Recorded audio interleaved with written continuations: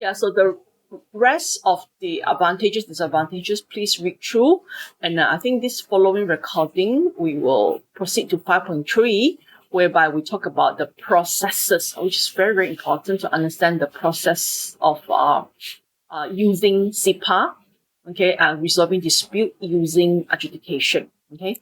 So SIPA established the process of resolving payment dispute in a construction contract, okay, and the parties have the right to refer their problems to adjudication, which involves appointment of the adjudicator decision to an adjudicator to make a binding decision. Okay, so the Act actually outlines the following process. So initially, the party have to follow the payment mechanics that is in the construction contract. So let's say there is statement say you have to submit claim and all that. You have to follow that. Okay. Then if then when somebody is not paid, the unpaid party will serve a payment claim to a non-paying party. Okay, and the non-paying party have to also admit or dispute the claim in whole or in part within 10 days of the payment claim by making the payment payment, or so meaning that I haven't been paying you, then I serve you with a payment claim, an official payment claim under adjudication. Then the non-paying party will have a response. Either you pay now or you serve a payment response. The decision, the thing is one person claim, another person pay. Finally, because you serve them with a payment claim, previous is all payment notice. You haven't been paying me, you haven't been paying me, you haven't been paying me. But now when we serve a payment claim under SIPA, this is serious stuff. So this guy either has to back up and pay and get it resolved, or he can serve a payment response. Okay, within 10 days. So if there is failure in responding within the time, it is deemed that the entire payment claim is disputed. So then either party then refer the dispute to adjudication. So first it started off with that. And then if it's not paid yet, then it means that this whole claim now is under dispute. And now we officially go to adjudication. Okay, you understand now? Right. So repeat means that, the process is like that. There will always be notices given, and then now with a very, very serious claim given. And then this guy, if he still doesn't pay, or he come up with a payment response saying that, oh, I'm not supposed to pay you so much money, blah, blah, blah, blah, then, and then, he did not respond at all, still doesn't do anything, then this claim is now officially disputed. It's a dispute already. Then we move on to adjudication. So it refers this to adjudication. So adjudication proceeding will initiate a notice of adjudication by claimant on the respondent. Okay, so who serves it? So normally it's the unpaid party the people who are not being paid, they will serve. They will be considered as a claimant to the respondent. So this notice must have the nature of the project, of the dispute, and then state the remedy needed, and state that it is made under that. Okay, so then under section 21, the adjudicator will be appointed. Okay, the whole act will outline how you need to appoint the adjudicators. It will be nominated by both parties within 10 working days of serving the notice, and then upon any disagreement, if the parties so desire, they can request to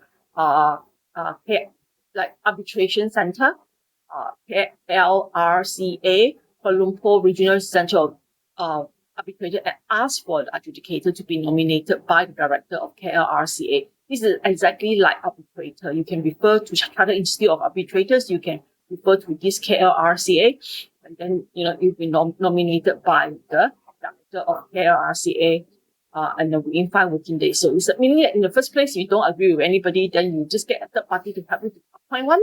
So once the adjudicator is being nominated, and you have already agreed to your terms and the fees and the negotiated fees and all the accepted terms and conditions, okay, the claimant has to serve an adjudication claim on the respondents within 10 working days upon the receipt of acceptance by the adjudicator. So adjudicator appointed already, the adjudication claim now will be served to the respondents within 10 working days. Okay.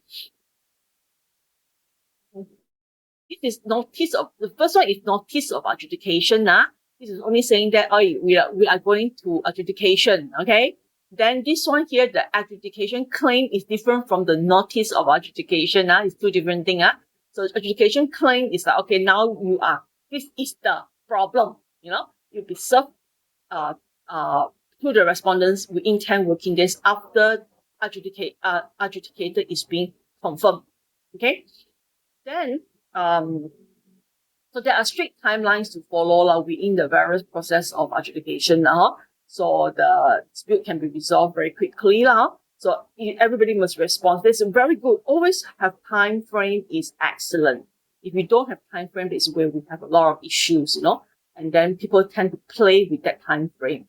Play with those loophole when there's no time frame, purposely delay, and then here delay a few days, they delay a few days. This one does not allow that. See? So the respondents have to serve adjudication response to the claimant within 10 working days. Okay. Then following this, claimant may serve adjudication reply within 5 working days. Then the powers of the adjudicator is set in section 25.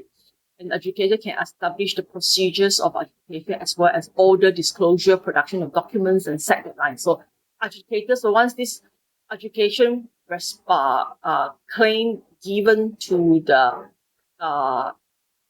adjudication claim given by the claimant, and then the adjudication response given to the claimant. So it's like claim, response, and then the claimant may do another reply. So it's A, B, C, ding dong ding, you get the picture. So the powers of then once this is done, you're supposed to adjudicator will set up the whole process based on their individual expertise. He will call for meetings, require interrogation to be answered by different parties, call for clarification, call for further documents. So it's always very good to do this on site, on the site itself, whereby it's very neutral. Both parties are there, all the relevant people are there, so the adjudicators can come in. If there is room in the site, or site office that is quite well or nearby, that is really, really very easy, or not even on the site, it can be on the same location, same state, same city. So it's easier to get these people. So that means the adjudicator have to go there basically, So he can call for these meetings and then ask for documents, set the deadlines for you to produce the documents. So he basically set up the whole procedures. And imagine if you have this dispute, and then if the same adjudicator can come in, and you really save all these processes already, because you are familiar with the same adjudicators, and he can continuously help you to resolve this dispute. You see, other dispute on site, which is smaller, which is more technical, maybe. All right. And so adjudicators can agree to the parties will agree to the adjudicator terms of the adjudicator and his fees. But if they fail to agree, again, they can go to KLRCA, and ask for the standard fees.